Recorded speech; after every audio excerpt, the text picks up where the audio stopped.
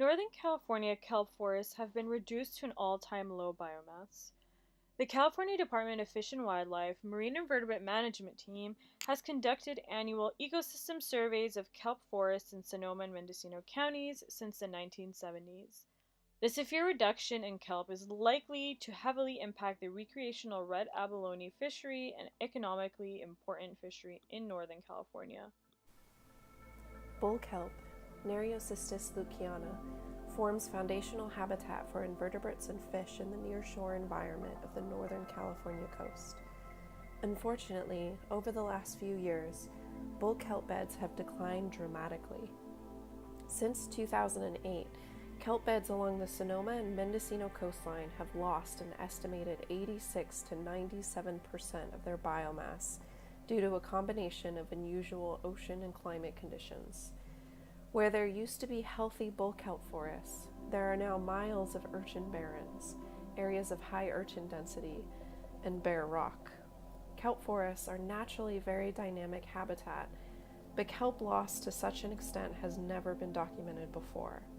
Our literature reviews show that even small amounts of deforestation of kelp forest ecosystems can have dramatic impacts on biodiversity, community structure, and resilience to changing ocean conditions.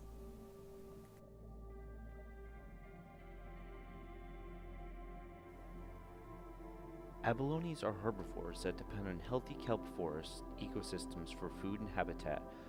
California Department of Fish and Wildlife researchers released a statement with the recent loss of kelp, and if the ensuing starvation continues, researchers have documented unusual behavior for both abalone and urchins. The recreational abalone fishery along the Northern California coastline attracts numerous divers in order to fill quotas for the red abalone, Haliotus rufescens. The California Department of Fish and Wildlife has tracked this data since 1973, collecting information from recreational divers about their abalone catch, such as numbers caught, morphometrics, fishing methods, and fishing location. Its distinctive exterior shell and its brick red to pink with open respiratory pores which extend raised above the shell surface. The shell interior is iridescent with large oval muscle scarring. The mantle and tentacles are black and the underside of the foot is yellowish. A combination of a devastating harmful algal bloom in 2012 that killed thousands of abalone, unusual persistent warm ocean temperatures, suppressed upwelling, and a drastic reduction of sea stars, the main predators of the sea urchin, due to a wasting disease, and the resulting boom in the purple urchin population caused the extensive and unprecedented decline in bull kelp beds.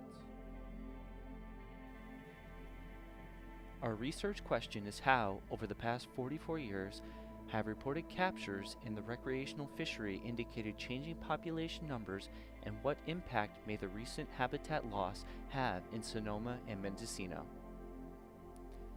Characterization of data trends over the last few decades, and especially the last few years, will allow a greater understanding of how changing ocean conditions can impact abalone populations and what management decisions and conservation mechanisms should be put in place regarding the abalone fishery and the bull kelp beds. We see the change in the sampled abalone population with yearly distributions to assess the health of the fishery. Our first map is a choropleth of aerial surveys taken of kelp canopy at Point Arena at non-consistent years from 1989 through 2016. Since kelp forest ecosystems are naturally dynamic, we compared persistent kelp canopy, that of kelp beds that grow consistently year to year, with the canopy growth of 2016. This demonstrates the highly unusual loss of kelp habitat. Here we see the same amount of extreme habitat loss at Hardy Creek, another site in our study area. With our vector, pattern analysis, and time series analysis, we were able to discern movements, sizes, and populations of our species. Our time series compared total kelp canopy with total sampled abalone catch for all sites for a range of specific years. Our findings show that total abalone catch is inversely related to kelp canopy area, The smaller the canopy area, the greater number of abalone were caught. This demonstrates that kelp is essential for protecting abalone from predators and fishermen. We hope that with such analysis, managers will prioritize research and monitoring of the situation to improve our understanding of the ecological stressors impacting the affected fisheries, and define methods that may help the kelp forest ecosystem recover.